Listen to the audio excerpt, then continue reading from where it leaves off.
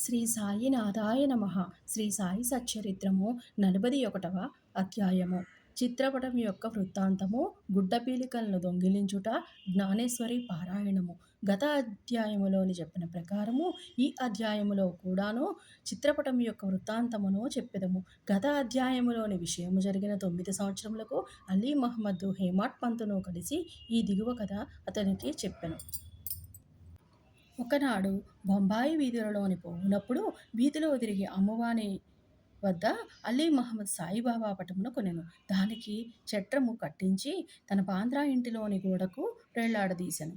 అతడు బాబాను ప్రేమించుటచే ప్రతిరోజు చిత్రపటము దర్శనము చేయుచుండెను. హేమాడ్ పంతుకు ఆ పట ఇచ్చుటకు 3 నెలల ముందు అతడు కాలు మీద కురుపు లేచి బాధపడుచుండెను. దానికి శస్త్రచికిత్స జరిగెను. అప్పుడప్పుడు బొంబాయిలోని ఉన్న తన బావమరిదియగు నూర్ మహమ్మద్ పీర్ బాయి ఇంటిలోని పడియుండెను. బాంద్రాలోని తన ఇల్లు 3 మాసముల వరకును మూయబడి ఉండెను. అక్కడ ఎవ్వరునూ లేకుండిరి. అచ్చట ప్రసిద్ధి చెందిన అబ్దుల్ రహమాన్ బాబా, మౌలా నానా సాహెబ్, మహమ్మద్ హుసేను, సాయిబాబా, తాజుద్దీను బాబా మొదలగు సజీవులుండెను. వానిని కూడా కాలచక్రము విడువలేదు. అతడు వ్యాధితోని బాధపడుచు బొంబాయిలో ఉండెను. బాంద్రాలోని ఆ పటములేలా బాధపడవలయును. పటములకు కూడా చావు పుట్టుకలున్నట్లుండెను. పటములన్నీయును వాని వాని అదృష్టములు అనుభవించెను. కానీ సాయిబాబా పటం మాత్రము ఆ కాలచక్రమును తప్పించుకొనెను. అదెట్లు తప్పించుకొనగలిగెనో నాకింతవరకును ఎవరునూ చెప్పరైరి. దీనిని బట్టి సాయిబాబా సర్వాంతర్యామి అనియు సర్వవ్యాపి అనియు అనంత శక్తుడనియును తెలియచున్నది. అలీ మహమ్మద్ అనేక సంవత్సరముల క్రిందట యోగియగు అబ్దుల్ రహమాన్ బాబా యొక్క చిన్న పటమును మహమ్మద్ హుసేన్ దారియా వద్ద సంపాదించెను. దానిని తన బావమరిదియగు నూర్ మహమ్మద్ పీర్ బాయికి ఇచ్చెను. అది అతని టేబుల్లోని 8 సంవత్సరములు పడియుండెను. ఒకనాడు అతడు దానిని చూచెను. అతడు దానిని ఫోటోగ్రాఫర్ దగ్గరకు తీసుకుని పోయి సజీవ ప్రమాణం అంత పెద్దదిగా చేయించి దాని ప్రతులను తన బంధువులకును స్నేహితులకును పంచిపెట్టెను. అందులో ఒకటి అలీ మహమ్మద్కు ఇచ్చెను. దానిని అతడు తన బాంద్రా ఇంటిలోని పెట్టెను. నూర్ మహమ్మద్ అబ్దుల్ రహమాన్ గారి శిష్యుడు. గురువు నిండు దర్బారులోని ఉండగా అతడు గురువుగారిని దీనిని కానుకగా నిచ్చుటకు పోగా వారు మిక్కిలి కోపించి కొట్టబోయి నూర్ మహమ్మద్ నచట నుంచి తరిమివేసిరి. అతడు మిగులు విచారపడి చికాకు పొందెను. తన ద్రవ్యమంతయును నష్టపడుటయే కాక గురువుగారి కోపమునకు అసంతుష్టికి కారణమాయెను గదా అని చింతించెను. తన ద్రవ్యమంతయును నష్టపడుటయే కాక గురువుగారి కోపమునకు అసంతుష్టికి కారణమాయెను గదా అని చింతించెను. విగ్రహారాధన గురువుగారికి ఇష్టము లేకుండెను. ఆ పటమును అపోలో బందరుకు తీసుకుని పోయి ఒక పడవను అద్దెకు కట్టించుకుని సముద్రములోనికి పోయి దానిని అక్కడ నీళ్లలోని ముంచివేసెను.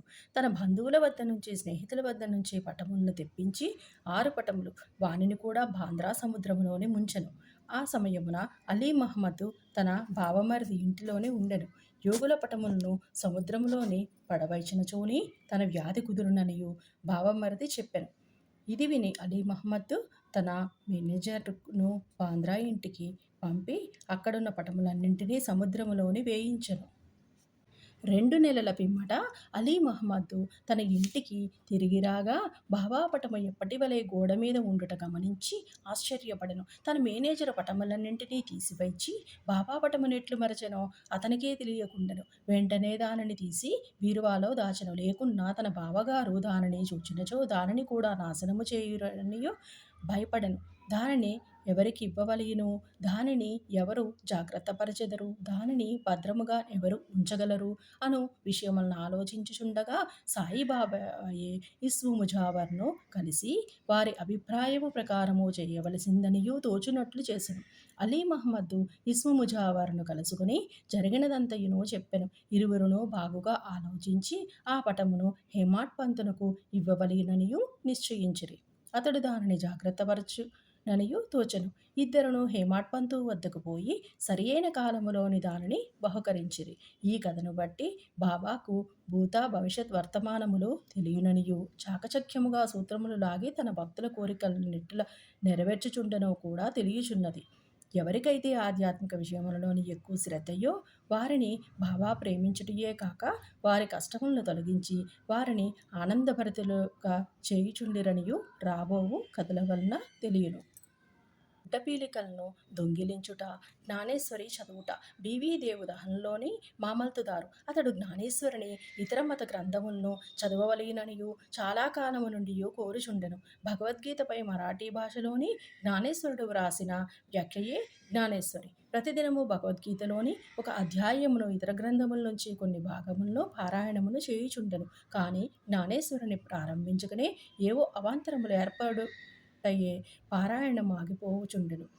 3 నెలలు సెలవు పెట్టి షిరిడీకి వెళ్ళి అక్కడి నుంచి తన స్వగ్రామమునకు ఇతర గ్రంథాలన్నీయును అచట చదవగలిగెను. కానీ జ్ఞానేశ్వరి ప్రారంభించగానే ఏమో విపరీతమైన చెడ్డ ఆలోచనలు తన మనసును ప్రవేశించుటచే చదవలేకుండెను. అతడు ఎంత ప్రయత్నించినను కొన్ని పంక్తులు కూడా చదవలేకపోయెను. కాబట్టి బాబా తనకు ఆ గ్రంథముల యందు శ్రద్ధ కలుగజేసినప్పుడే దానిని చదువుమనియు వారి నోటి వెంట వచ్చినప్పుడే దానిని ప్రారంభించదననియు అంతవరకు దానిని తెరువననియు నిశ్చయము చేసుకొనెను. అతడు 1914వ సంవత్సరము ఫిబ్రవరి నెలలోని కుటుంబ సహితముగా షిరిడీకి వెళ్ళెను.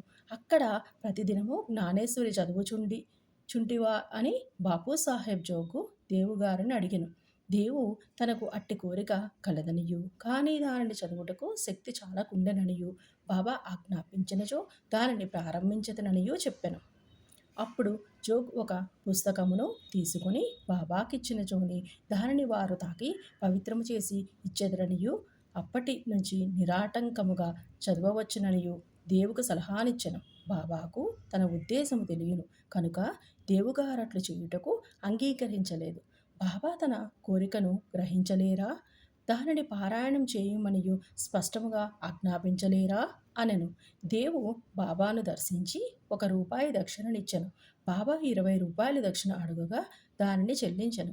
ఆనాడు రాత్రి బాలకరాముడను వాణ్ణి కలుసుకొని అతడు బాబా యందు భక్తిని వారి అనుగ్రహమును ఎట్లు సంపాదించిననియో ప్రశ్నించెను.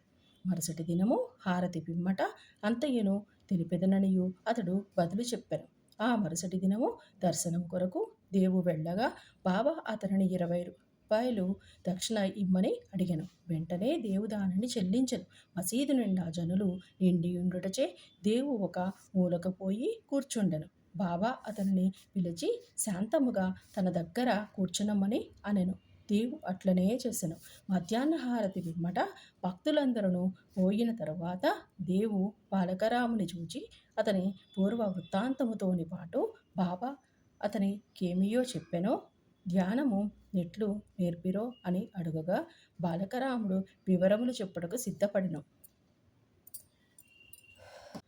అంతలోనే బాబా చంద్రు అను కుష్టు రోగ భక్తుని పంపి దేవును తీసుకొని రమ్మనను. దేవు బాబా వద్దకు పోగా ఎవరితో ఏమి మాట్లాడుచుంటివనియు బాబా అడిగెను. బాలకరామునితోనే మాట్లాడుచుంటిననియు బాబా కీర్తిని వినుచుంటిననియు అతడు చెప్పెను. తిరిగి బాబా ₹25 దక్షిణ అడిగెను. వెంటనే దేవు సంతోషముతో దక్షిణ చెల్లించెను.